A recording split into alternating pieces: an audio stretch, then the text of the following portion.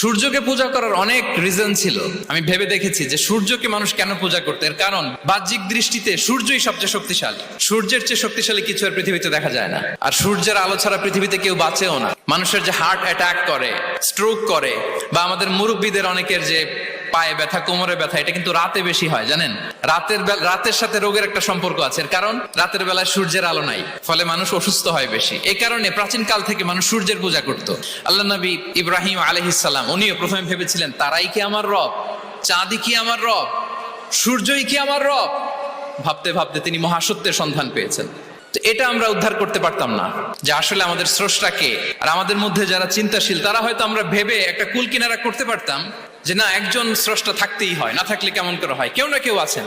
কিন্তু তিনি যে ক্ষমাশীল, তিনি যে মহাজ্ঞানী, ৯৯টা সুন্দর সুন্দর নাম দিয়ে আল্লাহ তাআলা তার পরিচয় দিয়েছেন, এত ডিটেইল, এত নিখুঁত, এত জোরালো ভাবে। Oneness of god